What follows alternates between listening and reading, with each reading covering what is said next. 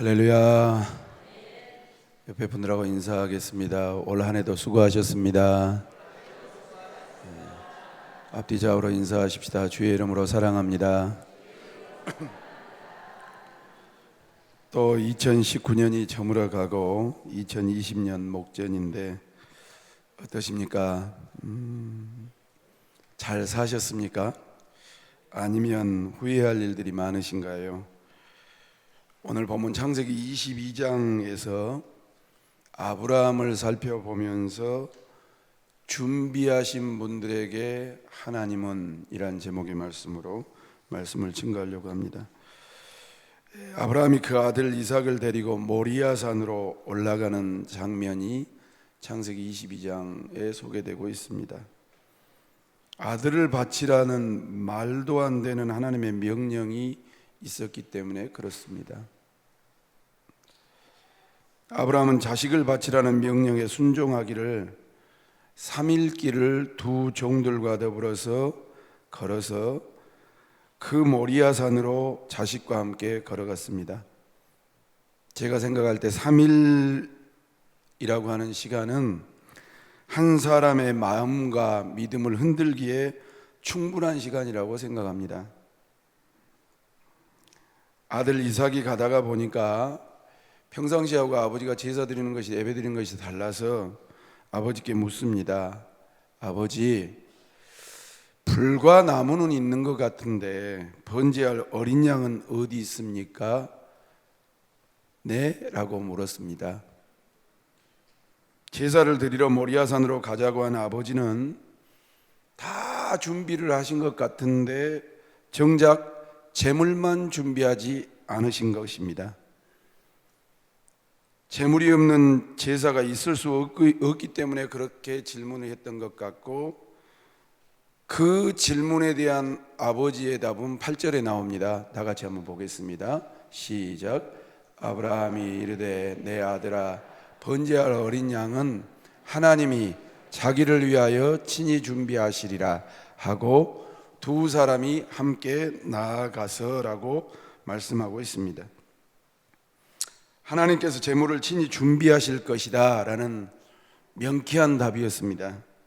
여러분, 아브라함이 그 아들 이삭에게 한 이야기가 그냥 제물이 봐도 너다라고 말할 수가 없어서 둘러댄 말일까요? 여러분, 그것이 아니었습니다.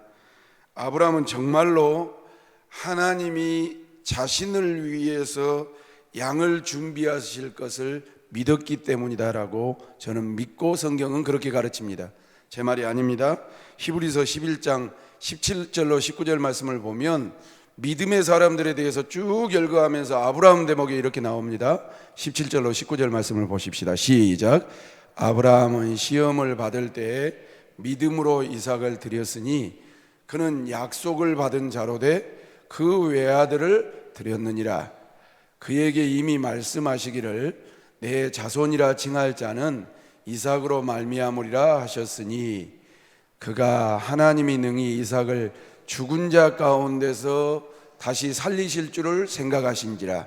비유컨대 그를 죽은 자 가운데서 도로 받은 것이니라 라고 히브리서 기자는 말씀하고 있습니다. 자, 다시 창세기 22장 9절로 13절 말씀을 보면 이렇게 설명합니다. 하나님이 그에게 일러주신 곳에 이른지라. 이에 아브라함이 그곳에 제단을 쌓고 나무를 버려놓고 그 아들 이삭을 결박하여 제단 나무 위에 놓고 손을 내밀어 칼을 잡고 그 아들을 잡으려 하니 여호와의 사자가 하늘에서부터 그를 불러 이르시되 아브라함아 아브라함아 하시는지라.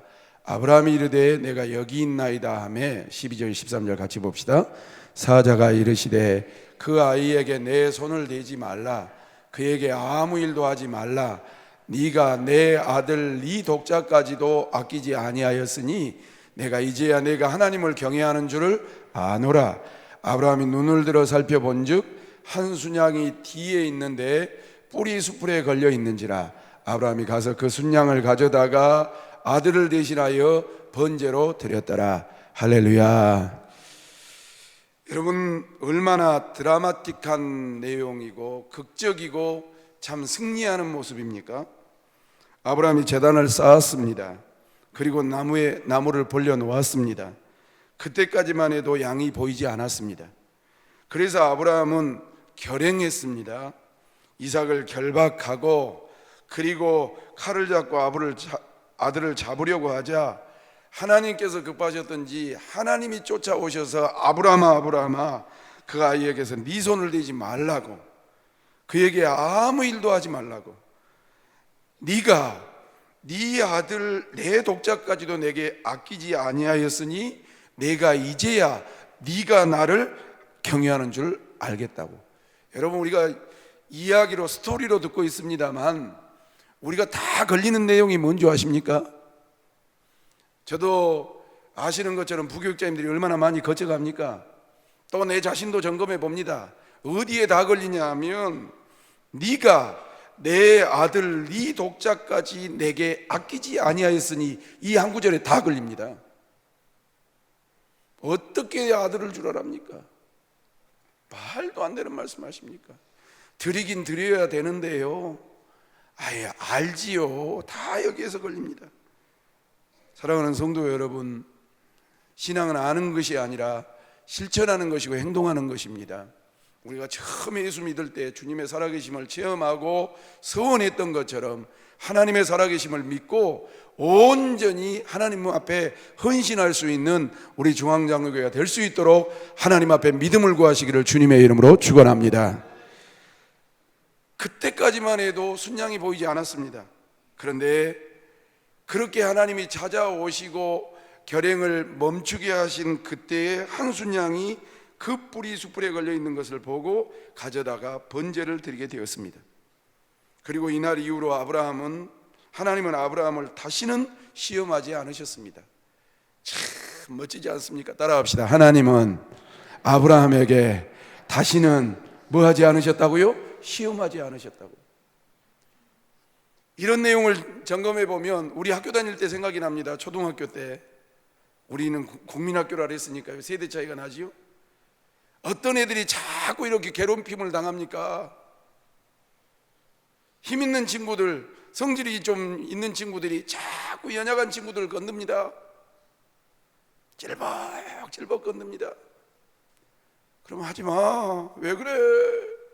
그러면 그러면 괴롭습니다. 단단히 마음을 먹고 네가 이기든 내가 이기든 한번 붙어보자고 그러고 그냥 싸워서 한 대라도 얼굴에 가게 되면 그 다음부터는 저놈의 새끼가 함부로 할 얘기가 아니구나 라고 조심하는 것처럼 완전히 아브라함은 하나님의 자기 100살에 낳은 독자 이삭을 드리라고 할 때 죽으면 죽으리라고 하고 결단할 때 그때부터 하나님께서 그를 시험하지 않으셨습니다. 그리고 복을 주시고 멈추지 아니하시며 그가 가는 곳마다 넘치는 은혜로 채워주시고 그리고 약속하신 대로 열방의 아버지로 우뚝 세우셨던 것을 우리는 결과적으로 압니다. 그렇다면 아브라함이 어떻게 이 일을 할 수 있었을까요? 아브라함의 머리가 이상하지 않은 이상에 어떻게 자기 아들을 잡으려 들 수 있겠단 말입니까? 아브라함은 정신이상자가 아니었습니다. 하나님 때문에 머리가 돈 사람이 아니었어요. 그는 처음부터 하나님께 예배하실 것이라는 믿음이 있었다라고 말씀하고 있습니다. 그것을 그 아들에게 가르쳐 주었으며 이삭도 이미 장성하였지만 자기를 뽑아가는 100세가 넘는 훨씬 훌쩍 넘은 힘없는 아버지의 일에 반항하지 않는 것은 바로 그 아버지의 믿음과 신앙과 그 아버지가 섬기는 하나님에 대해서 알았기 때문에 그렇습니다. 아브라함이 이런 믿음의 사람이 될 수 있었던 것은 바로 그가 자신의 신앙을 준비하였기 때문에 그렇습니다.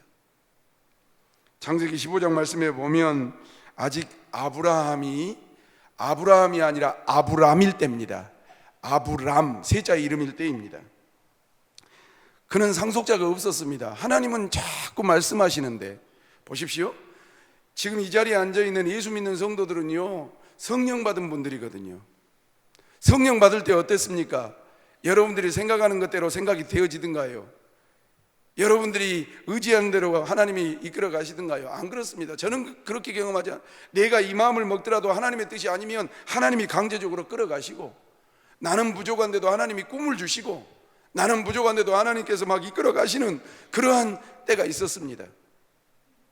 창세기 15장 말씀에 아브라함도 아브람일 때 그는 상속자가 없어서 시리에 빠져 있었습니다. 그때 하나님께서 약속을 주시는데 네 몸에서 날 자가 네 상속자가 되리라고 약속하셨습니다. 우리가 처음 예수 믿을 때 나는 아무것도 아닌데, 나는 부족한데, 나는 뭐 힘이 없는데 하나님께서 나에게 찾아오셔서 내가 너를 사용하리라. 따라합시다. 내가, 크게 하십시다. 내가 너를 사용하리라. 여러분, 이런 하나님의 감동을 받으셨으면 아멘 한번 해보십시오. 아마 다 기억이 날 겁니다. 나는 아무것도 아니고 보잘것이 없고, 이게 지금 내 환경은 그러한 게 아니야. 하나님이 나에게 찾아오셔서 내가 너를 사용하리라, 내가 너를 들었으리라, 내가 너를 위대한 종으로 만들리라라는 그런 감동을 주셨단 말이지요. 그런데 이게 이루어져야 말이죠. 창세기 15장 1절로 7절 아브라함을 대신해서 좀 볼까요? 교도가십시다. 이후에 여호와의 말씀이 환상 중에 아브라함에게 임하여 이르시되, 아브라함아, 뭐하지 말라? 두려워하지 마. 집을 나왔으니, 본토 지적 아비 집을 떠났으니 얼마나 불안합니까? 세력은 없지. 주변 강대국들은, 이 민족 족속들은 있지. 두려워하지 말라. 나는 너의 방패요, 너의 지극히 큰 상급이니라. 2절 여러분들 읽으십시오. 시작.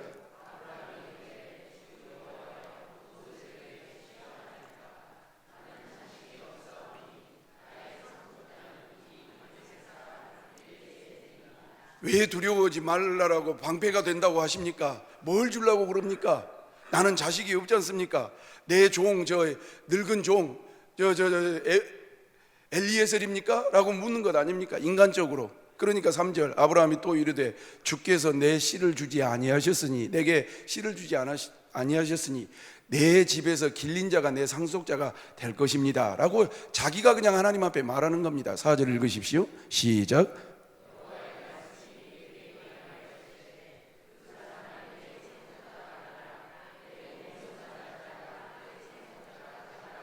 평행선을 달리고 있지요? 평행선을 달리고 있어. 사고 체계도 하나님의 사고와 아브라함의 사고가 다르고, 아브라함의 생각과 하나님의 생각이 다르고, 아브라함의 이 판단 결정과 하나님의 판단이, 아브라함은 계속 엘리에셀입니까? 뭘 주려고 그럽니까? 어떻게 하려고 그럽니까? 그런데 아니다, 엘리에셀이 아니다, 네 씨에서 난 사람이다. 계속 나를 믿어라, 내가 방패가 될 것이고 내가 지극히 큰 상급이 될 것이다. 하나님은 계속 하나님 말씀하시고, 아브라함은 계속 아브라함의 말을 하고 있는 것입니다. 사랑하는 성도 여러분, 신앙이 미성숙한 사람들은 어떤 사람인 줄 아십니까? 하나님의 말씀이 있고 하나님의 감동이 있는데 자기 소리하고 있는 사람입니다. 자기 생각하고 있는 사람입니다. 하나님은 이 말씀하고 있는데 자기는 이렇게 경험했다라고, 이것을 생각하고 이것이 보인다라고 그러고 있는 사람들인 것입니다. 조금 더 읽겠습니다. 제가 그를 이끌고 밖으로 나아가 이르시되, 하늘을 우러러 무뼈를 셀 수 있나 보라. 또 그에게 이르시되, 내 자손이, 따라합시다, 내 자손이 뭐와 같으리라고요? 하늘의 별과 땅의 모래알처럼 클 것이다. 6절 7절 같이 보시죠. 시작. 아브라함이 여호와를 믿으니 여호와께서 이를 그의 의로 여기시고, 또 그에게 이르시되, 나는 이 땅을 내게 주어 소유를 삼게 하려고 너를 갈대아인의 울 위에서 이끌어낸 여호와이니라. 약속의 하나님이니라. 네가 벨소리를 다하고 부족하다라고 안 된다라고 못한다라고 엘리에셀이라 해도 내가 하늘의 별과 같이 너를 크게 쓸 것이더라고 하나님은 일방적으로 말씀하고 있습니다. 그 약속을 받을 때 기뻤겠지요. 그러나 아브라함의 믿음은 이때만 해도 연약하기야 그지가 없었어요. 세월이 지나도 별 변화가 없어요. 아이 부인은 경수가 끊어져서 이제는 늙어가고, 그런데 아내 사라가 와가지고 조언을 해줘요. 여보, 하나님이 당신한테 약속하셨다는데, 말씀 주셨다는데, 이제 나는 여자로서 구실을 못하니까 여종 하가를 지어가지고 이 자식 후대를 얻으면 얼마나 좋겠습니까? 거의 또 실행을 했어요. 이스마엘이라는 아들을 낳았습니다. 얼핏 잘못이 없는 것 같아요. 왜냐하면 하나님께서 아브라함에게 내 몸에서 내 상속자가 난다고 했으니까 이스마엘도 요 아브라함의 씨를 받은 것 아닙니까? 그러나 그것은 하나님이 원하시는 것이 아니었어요. 하나님께서 아브라함의 혈통을 그의 본처 사라를 통해서 주시기를 원하시는 하나님의 의도가 있었단 말입니다. 하나님은 어정쩡한 일을 대충 타협하면서 하는 것을 대단히 싫어하십니다. A가 아니니까 B고, 아니요, 그렇게 하나님이 일하지 않습니다. 하나님이 원하시는 방법으로 일하십니다.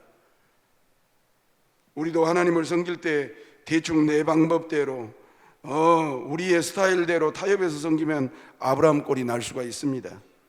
그 꼴이 무엇인 줄 아십니까? 이스마엘을 낳을 때가 몇 살 자셨냐면 아브라함이 86세 자셨습니다. 86살. 그리고 하나님은 그 이후부터 뭐 하시냐면요, 따라합시다. 하나님은 크게요, 하나님은 침묵하셨어요. 여러분, 사람이 삐지면 말 안 해보잖아요. 여러분들이 지금 옆에 앉아 계시는 것도 그래도 관계가 좋으니까 앉아 있는 거예요. 관계가 안 좋으면 옆에도 안 앉아요. 여기 앉아 있으면 저리 가버려요. 여기 쉬는 사람이 2층으로 올라가 버려요. 일부 예배 드리는 거 꼴보기 싫으면 2부 예배 드려버려요. 그 정도로. 근데 하나님께서 아브라함이 사라의 코치를 받고 하가를 취해서 이스마엘 낳은 것을 알고 86세에 그렇게 낳았는데 얼마나 13년 동안이나 침묵하십니다. 만 13년의 세월 동안 하나님께서 아브라함에게 침묵하셨어요. 여러분, 바로 어중간하게 하나님을 섬겼던 이유 때문에 그렇습니다. 제가 볼 때는 저도 그렇고요, 이 시대의 성도들도 그렇고요, 이 시대의 주의 종들도 그렇고요, 어정쩡하게 신앙생활을 엄청 많이 해요. 죽으면 죽으리라는 사람이 나타나면요, 그 사람 이상하게 예수 믿는 사람처럼 취급해버리는 것이 우리가 아닌가라는 생각을 가져봅니다. 어중간하게 하나님을 섬긴 이유 때문에 그렇습니다. 그것을 아브라함이 알았겠습니까? 아니면 몰랐겠습니까? 제가 느끼기에는요, 틀림없이 알았습니다. 왜냐? 하나님께서 응답을 주시지 않는 거예요. 창세기 13년간 이 대답을 한 창세기 17장 1절로 27절 전체를 읽어야 되는 시간이 없으니까요. 그래놓고 13년이 지나서 나타나셔서 17장 1절로 4절 뭐라고 말씀하신 줄 아십니까? 아까 15장 내용인데요, 다 같이요, 시작. 아브라함이 99세 때에 여호와께서 아브라함에게 나타나서 그에게 이르시되 나는 전능하신 하나님이라 너는 내 앞에서 행하여 완전하라고. 첫 마디가 뭐라냐면 나는 전능하신 하나님인데 내 앞에서 행하여 완전하라고. 내가 내 언약을 나와 너 사이에 두었지 않냐고. 너를 크게 번성하리라고 했지 않냐고. 다음 절 보실래요? 다 같이요, 시작. 아브라함이 엎드렸더니 하나님이 그에게 말씀하여 이르시되 보라, 내 언약이 너와 함께 있으니 너는 여러 민족의 아버지가 될 것이라. 첫째, 우리가 기억해야 될 신앙은 무엇입니까? 다 같이 1번 읽어보십시다. 다 같이 1번 시작. 아브라함에게 완전한 신앙을 요구하신 하나님이라, 이 말이에요. 완전한 신앙. 제가 이걸 몇 번 고친 줄 아십니까? 사람이 어떻게 교리적으로 완전하냐. 그래서 온전한 신앙, 뜻까지 다 찾아놨습니다. 뜻이 뭔 뜻이냐? 온전이다, 변화되지 아니하고 본 바탕대로 고스란히, 그런 뜻입니다. 그래서 완전한 신앙이라고 안 적고 주제를 온전한 신앙을 원하시는 하나님이라고 했는데, 성경을 1절 말씀을 보니까 17장 1절 말씀 다시 볼까요? 시작. 아브라함이 99세 때에 여호와께서 아브라함에게 나타나서 그에게 이르시되 나는 전능하신 하나님이라 너는 내 앞에서 행하여 온전하라 그랬습니까? 완전하라 그랬습니까? 어쩔 수 없이 완전하라로 내가 바꾼 거예요. 사람은 흠이 있다, 허물이 있다, 죄가 있다, 연약한 성품이 있다. 그래서 온전하다라고 내가 적었는데 성경을 다시 보니까 완전하기를 원하셨어요. 우리가 믿는 하나님은 능치 못할 것이 없는 하나님이신데, 아브라함은 그 하나님을 믿는다고 하면서 인간적인 세월을 하나님 앞에, 세월은 하나님께서 바꾸시지 못할 것이라고 생각하고서는 여종을 취해서 자식을 낳아버린 것에 대한 분명한 질타였어요.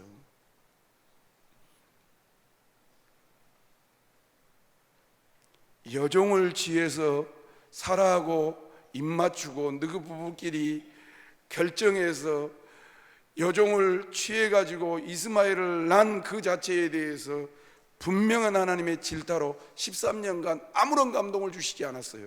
그리고 99세가 되어서 곧 100세 되는 그 노종에게 나타나셔 하는 말이 너는 내 앞에서 완전하라. 따라합시다. 너는, 크게 합시다. 너는 내 앞에서 뭐하라고요?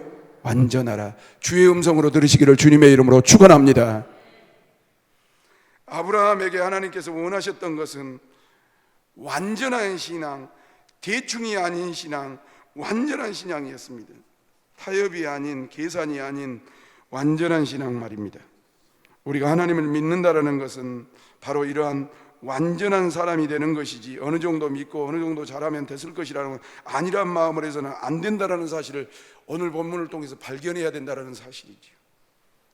13년 만에 나타난 하나님께서 그 말씀을 하시고서는 다시 아브라함을 복주시는데 크게 번성할 것과 그 이름을 바꾸라고 그랬어요. 따라합시다. 이름을 바꾸어라. 뭐로 바꿉니까? 화면 좀 띄워줘 보세요. 아브라함은 무슨 뜻이라고요? 큰 아버지란 뜻인데 뭘로 바꾸라고요? 아브라함, 큰 무리의 아버지, 큰 무리의 조상. 바꿔라. 그리고 자기 부인 사라도, 원래 이름이 사레인데 사레라는 이름은 나의 공주, 얼마나 이쁜 이름이에요. 엄마가 낳았을 때, 저를 봐보세요. 엄마 아버지가 사레를 낳았을 때 얼마나 이뻤으면 나의 공주라고 이름을 지었을까요? 그런데 믿음 안에서 바꿔라. 열국의 어머니로 바꿔라. 남편도 아래 사내도 사라로 계명해 주셨습니다. 갑자기 나타나신 하나님께서 이렇게 복을 주시는 것을 보면 아브라함이 13년간 어떻게 응답하였던 것을 예측해 볼 수 있을 것 같습니다. 하나님의 마음을 돌리려고 제 생각에는 회개하고 있었는지 모르겠습니다. 그리고 전능하신 하나님 앞에서 완전하라고 명령하신 그 명령을 따르도록 그는 자신을 준비하지 않았는가? 사랑하는 성도 여러분, 우리의 신앙이 변화되지 못하고 성숙하지 못하는 것은 무엇 때문에 그렇습니까? 타협해 버리기 때문에 그렇습니다. 어떻게 사람이 완전해? 이 정도 하면 되지 뭐 얼마나? 내 형편 봐봐봐. 핍박하는 남편 있지, 안 믿는 자식들이 있지, 나 샌드위치 돼가지고 내가 이 정도 하면 되지 얼마나? 타협해 버리는 거예요. 하나님도 내 입장 되면 다 이해하실 거라고. 내 입장이 지금 이런데 뭘 더 원하냐고. 그러나 전능하신 하나님 앞에 완전한 명령을 따르도록 그는 자신을 준비하였습니다. 그랬더니 아들을 얻었는데 그것도 경수가 끊어졌던 그 아내를 통해서 100세 때 하나님께서 기적을 주셨습니다. 이와 같은 일을 경험한 그는 하나님께서 주신 연단, 또한 그 연단 후에 기쁨도 맛보았습니다. 그의 믿음이 이제 준비가 되었습니다. 그리고 오늘 본문에서 이삭을 번제로 드리라고 했을 때 준비되지 않는 자는 충격받고 하나님을 저버리거나 순종을 하기를 꺼렸을 겁니다. 그러나 그렇게 숱한 연단과 하나님의 간섭과 언약을 체험하고 아브라함이 준비되었을 때 이미 그는 하나님께서 그런 명령을 내려졌어도 선한 하나님은 그 가운데서도 예물을 준비하실 것이라는 믿음과 기대가 있었다는 사실입니다. 사랑하는 성도 여러분, 우리는 살아계신 하나님을 믿습니다. 여러분들도 하나님의 살아계심을 믿으시면 아멘 하십시다. 그렇다면 여러분, 그 전능하신 하나님 앞에 나의 모든 것을 드리려고 정말 포기하고 준비할 수 있는 아브라함과 같은 믿음의 사람 되시기를 주님의 이름으로 축원합니다. 설령 정말 내 아들을 받으시려고 한다고 할지라도 죽은 그를 다시 살리실 것이라는 히브리서 기자의 믿음처럼 100세 때 첫 아들을 주시면서 이 세상 만국의 아버지로 만들어 주신 하나님의 약속을 따라서 하나님은 분명 모리아산에서 제물에 특별한 의미를 가지고 계실 것이라는 신앙적인 것을 그는 준비했던 것을 알 수가 있습니다. 그렇다면 두 번째로 2번 읽어보겠습니다. 시작. 준비된 자로 합격된 신앙인 아브라함. 그러기에 아브라함의 행동에는 망설임이나 지체가 없었습니다. 저를 보세요. 우리 남편이요 지금 애기들을 좀 봐야 되는데 그래 보셔야지요. 목사님 조금 제일 안 믿는 말이 요즘은 기도한단 말입니다. 기도한다는 소리는, 우리 교육자들 사이에 그래, 기도한다는 소리는 자기가 먼저 카드를 잡고 그 다음에 나중에 통보하겠다는 이야기로 들립니다. 물론 진지하게 기도하신 분들도 있기 때문에 다 매도할 수는 없습니다. 망설임이나 지체가 없었습니다. 그는 준비되어 있었기 때문에 그렇습니다. 그리고 그가 그렇게 준비되었기 때문에 하나님께서 그를 시험하실 때 합격 중에 합격 점수를 받고 하늘의 별뿐만 아니라 이번에는 바닷가에 모래알과 같이 셀 수 없는 많은 후손을 주신다고 약속했을 뿐만 아니라 또한 대적의 성문까지 차지하는 복도 더불어서 천하 만민이 복을 받는 복의 근원으로 만들어 주시겠다고 약속하신 겁니다. 사랑하는 성도 여러분, 이와 같은 큰 복이 저와 여러분들의 신앙 가운데 2019년뿐만 아니라 2020년에도 계속 이어지시기를 주님의 이름으로 축원합니다. 이 말씀이 너무 충격적이고 이 말씀이 나에게 정말 오르지 못할 성벽과 같은 그러한 신앙이라도 하나님을 믿으십시오. 나는 전능하신 하나님이라, 내가 너를 완전한 자로 요구하신다 하신 그 하나님을 믿고 주님 앞에 나의 모든 것을 먼저 드리고 훈련되면 하나님께서 우리에게 주시는 만복을 누리고 살게 될 줄로 믿습니다. 오늘 아브라함이 복을 받은 이유는 바로 그 준비된 신앙 때문이었습니다. 준비되어 있는 자가 하나님의 시험 너머에 있는 깊은 뜻을 보고 갈 수 있는 것입니다. 준비되어 있지 않으면 그 시험이 왜 있는지 알지를 못합니다. 그 시험에 허덕이다가 하나님께서 주시는 복을 다 놓치게 되어 있습니다. 전국에서 저를 어떻게 인식하냐면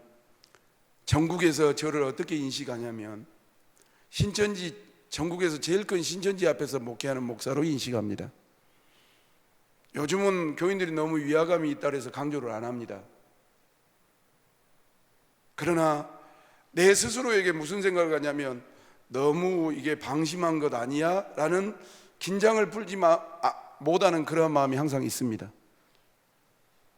요 근처에서 목회하시는 선배 목사님들도 뭐라 하냐면, 고 목사 잘 지키소이, 거기가 지오피네, 신천지 이쪽으로 못 넘어오게 하소, 저한테 그럽니다. 최근에 들은 이야기입니다. 아주 풍요롭게 목회하는 교회입니다. 그래서 목사님도 풍족하게 살고 교인들도 행복하게 살고 안수 집사님 한 분이 신천지로 넘어갔습니다. 교회가 발칵 뒤집혔습니다. 모든 일정 다 취소했다고 저한테 전화 왔더라고요. 그때서 어떻게 해야 된가?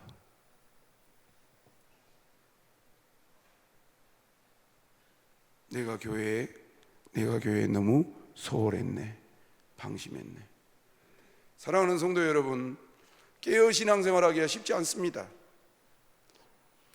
치열한 영적 전쟁의 삶의 터전에서 여러분들이 믿음으로 승리하기가 쉽지 않습니다. 전도하기도 쉽지 않고, 양육하기도 쉽지 않고, 교인으로서의 구실을 만들기도 쉽지 아니하고, 성숙한 교인, 온전한 교인, 완전한 교인 만들어내기가 만만치가 않습니다. 그러나 우리가 항상 정말 경계하고 준비해야 될 것은 무엇이냐면, 사랑하는 성도 여러분, 여러 가지 불시험이 오든 물시험이 오든 어떤 어려움이 오더라도 준비되어 있는 신앙인에게 하나님은 합격점을 주시고 승리하게 해주신다는 사실을 명심하고, 여러분들의 신앙의 어느 부분이 약한지를 잘 점검하셔서 가정의 문제인지, 자식의 문제인지, 남편의 문제인지, 내 자신의 성품의 문제인지, 또 아니면 사고의 문제인지, 아니면 영적인 문제인지, 육적인 문제인지를 점검하셔서 아브라함처럼 합격받는 성도가 될 수 있기를 주님의 이름으로 축원합니다. 그렇다면 마지막 세 번째로 3번 읽어봅시다. 시작. 언제부터 아브라함은 준비가 됐는가? 하나님께서 아브라함에게 열방의 아버지가 되게 하시려는 계획은 언제부터 시작되었을까요? 100세 때 이삭을 주셨을 때부터일까요? 아니면 75세 때 처음 약속을 주셨을 때부터인가요? 아닙니다. 그것은 처음부터였습니다. 하나님께서 아브라함을 처음 부르실 때 이렇게 부르셨습니다. 다 같이 보실래요? 창세기 12장 1, 2, 3절. 너무 잘하는 말씀 아닙니까? 시작. 여호와께서 아브라함에게 이르시되 나는 너의 고향과 친척과 아버지의 집을 떠나 내가 내게 보여줄 땅으로 가라. 내가 너로 큰 민족을 이루고 창대하게 하리니 너는 복이 될지라. 너를 축복하는 자에게는 내가 복을 내리고 너를 저주하는 자에게는 내가 저주하리니 복을 얻을 것이니라 하신지라. 아멘. 내 하나님이, 우리 하나님께서 그를 갈대아 우르에서 가나안으로 부르시는 처음부터 복덩어리로 삼으실 것이라고 말씀하셨습니다. 이나마 이것도 하나님께서 아브라함에게 처음 알려주신 계획이지 그 시작은 훨씬 이전부터 준비하고 계신 하나님입니다. 하나님께서 모든 사람에게 복 주시려는 계획이 있습니다. 여러분 믿으십니까? 사랑하는 성도 여러분, 여러분들에게 하나님이 원대한 계획을 갖고 계시다는 사실을 깨달아 하시기를 주님의 이름으로 축원합니다. 옆 사람하고 인사하십시다. 하나님께서 당신에게 큰 계획을 가지고 계십니다. 시작. 하나님께서 당신에게 큰 계획을 가지고 계십니다. 동의하시면 아멘 하십시다. 왜 열국의 아버지, 선한 도구, 하나님의 영광의 도구의 삶을 살도록 그렇게 하셨을까요? 바로 저와 여러분 한 사람 한 사람을 빼지 않고 복 주시려고 아주 오래전부터 계획하고 계신다라는 뜻입니다. 우리가 이제 깨닫고 하나님 앞에 간구하면 그때 갑자기 생각나서 일을 바꾸어 주시는 것이 아닙니다. 우리가 미처 생각하지도 못했던 그 옛날부터 하나님은 큰 계획을 가지고 복 주시려고 하고 계시다는 말씀입니다. 이건 제 말이 아닙니다. 바울사도께서 빌립보 교인들에게 뭐라고 가르친 줄 아십니까? 1장 5절로 6절 인사 딱 해놓고 본론 들어가기 전에 뭐라 하냐면 다 같이요, 시작. 너희가 첫날부터 이제까지 복음을 위한 일에 참여하고 있기 때문이라. 6절. 너희 안에서 착한 일을 시작하신 이가 그리스도 예수의 날까지 이루실 줄을 우리는 확신하노라. 우리가 예수의 복음을 받는 그 순간부터 새로운 변화된 새로운 피조물이 되어져서 그전에는 죄 짓고 나를 위해 살고 돈을 위해 살고 욕정을 위해 살고 그렇게 정말로 말도 안 되는 쓰레기 같은 인생을 살았지만 예수의 복음이 나에게 딱 들어왔을 때 그때부터 새로워져서 영체도 육체도 새로워져서 날마다 착한 일을 시작하신 이가 그리스도 예수의 날까지 우리를 통해서 이루실 것을 바울사도는 빌립보 교인들에게 가르치신 것처럼 저와 여러분들을 통해서 하나님은 계속 착한 일을 해가시기를 원하시는 뜻을 가지고 계신다는 사실을 명심하시고 그 하나님의 뜻에 반응할 수 있는 우리가 되시기를 주님의 이름으로 축원합니다. 에베소서 1장 말씀을 보니까 우리를 언제부터 선택했는가? 만세 전에, 이 온 우주가 만들어지기도 전에 하나님은 저와 여러분들의 이름을 기억하고 계시고 섭리하고 계셨다는 사실입니다. 하나님께서 준비하신 복 중에서 가장 큰 복은 바로 구원의 복입니다. 복음 가운데 서 있는 그 자체가 우리에게 복입니다. 말씀을 맺으려고 합니다. 나는 항상 이런 생각을 갖습니다. 하나님이 사람을 어떻게 만들었는가 물어보십시다. 저를 보십시오. 교사들도 많으시고 구역장 권찰님들 저보다 성경 지식이 더 많으신 분들, 하나님이 사람을 어떻게 만드셨습니까? 흙으로 자기 형상을 따라 지으셨습니다. 동의하시면 아멘 합시다. 그리고 그 코에 뭘 넣으셨죠? 생기를 불러넣었더니 루학 했더니 생명이 살아있는 영체가 되었습니다. 그러면 죽음이란 것이 무엇입니까? 영혼과 육체가 분리되는 것입니다. 그리고 영혼과 육체가 분리되자마자 우리 육신 덩어리는 잘 아시는 것처럼 뭐 하기 시작하죠? 썩기 시작합니다. 그리고 그 썩은 육신은 뭐가 되지요? 흙덩어리가 됩니다. 흙으로 돌아갑니다. 더 이상 없습니다. 그러면 나에게 살아있는 영체가 있기 때문에 루학, 하나님께서 영혼을 불어넣어 주셨기 때문에 살아있는 존재지, 내 하나님이 주신 영혼을 빼버리면 나는 무슨 덩어리입니까? 진흙 덩어리랑 똑같습니다. 하나님께서 영혼을 불어넣어 주셨기 때문에 나는 살아있는 것이다. 그 영혼 안에다가 무엇을 하나 탁 심었냐면 주 예수 그리스도의 복음을 심어주신 줄로 믿습니다. 주인 되신 하나님의 명령을 알지 못하고 뜻을 깨닫지 못한 타락된 인생은 하나님을 주인이라고 부르지 않습니다.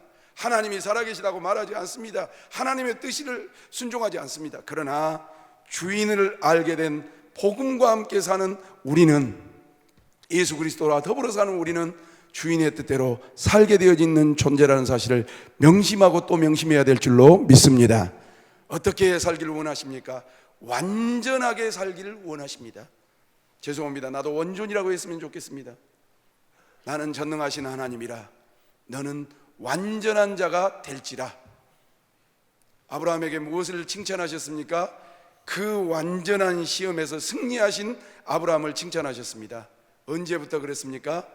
아브라함을 처음 부를 때도 우리 눈에는 보이는 것이지만 아브라함이란 존재를 염두에 두실 때부터 착한 일을 시작하게 하시기 위해서 두셨다는 사실을 기억하고, 이제 우리는 어떻게 살아야 됩니까? 마태복음 25장 31절로 34절 읽고 마치겠습니다. 시작.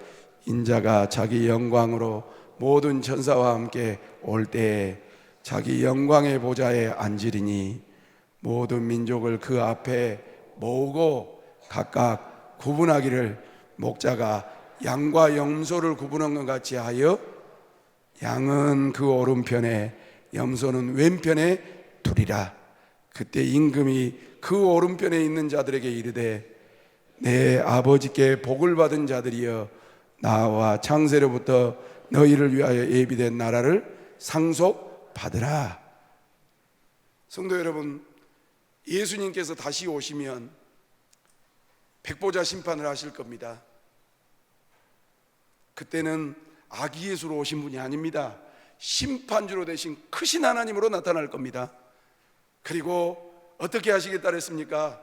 이 땅 위에서 예수를 믿고 주인을 알고 주인 뜻대로 사는 사람들은 오른쪽으로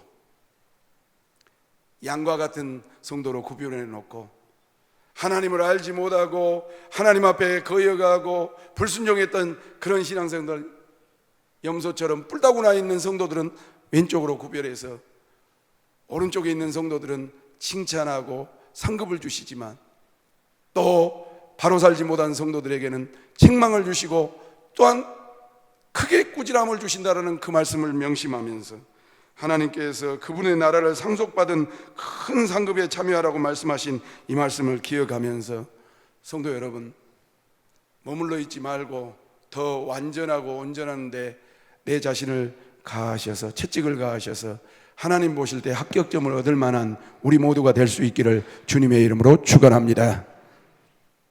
누가복음 15장 말씀을 보면 뭐가 나오냐면 1절부터 쭉 읽으면 보십시오. 예수님께서 제자들을 모으시는 장면이 나옵니다. 초창기 사역이지요. 갈릴리 바닷가에 갔습니다. 예수님은 목수의 아들로 살았습니다. 잘 들으십시오. 예수님은 목수의 아들로 살으셨습니다. 그런데 갈릴리 바닷가에서 어부 노릇을 하고 있는 제자들을 불러놓아 놓고 고기를 못 잡으니까 뭐라 하냐면, 얘들아 저 깊은 곳에 가서 그물을 던져라, 그렇게 말했습니다. 깊은 물가에 가서 그물을 내리라고 하셨습니다. 깊은 물에는 오히려 물고기가 없어요. 그리고 깊은 물은 풍랑이 일 매우 위험한 곳입니다. 많은 사람들이 그 위험을 무릅쓰고 그곳에 가지를 않아요. 다시 바꿔서 말씀드리면 보십시오. 제자들이 갈릴리 바다는 더 전문가입니다. 그런데 맨날 대패질이나 하고 못질이나 하고 톱질이나 하고 나무나 상대했던 예수님이 갑자기 나타나셔서 깊은 곳에 그물을 던지니까 이해가 안 될 수 있는데, 그 깊은 물에 가야만 많은 물고기를 잡을 수 있다라는 주님의 명령을 듣고 나아갔더니 그물이 찢어지는 놀라운 역사가 일어난 줄로 믿습니다. 사랑하는 성도 여러분, 그래서 우리는 2020년을 준비하고 순종하며 이제 마지막 시험을 넘어서 큰 복의 근원이 될 수 있는 것처럼 그 복을 받기 위해서라도 주님의 명령 앞에 정말 순종하고, 혹시라도 준비가 덜 된 분들이 있다면 망설이거나 정말로 주저하지 말고 주님 말씀하시니 내가 따르겠나이다라는 심정으로 아브라함이 시험을 합격한 것처럼, 제자들이 아멘 했던 것처럼 우리의 신앙을 좀 더 하나님 앞에 던져서 완전한 자로, 시험에 합격한 자로 업그레이드 될 수 있는 우리 중앙장로교회가 될 수 있기를 예수님의 이름으로 축원합니다. 기도하겠습니다. 하나님 아버지, 우리는 철저히 인본주의적이고 타협하고 합리화하고 변명하고 불순종하고 또 적당히 신앙생활 할 때가 많았던 것을 인정하고 바라보며 주님 앞에 회개합니다.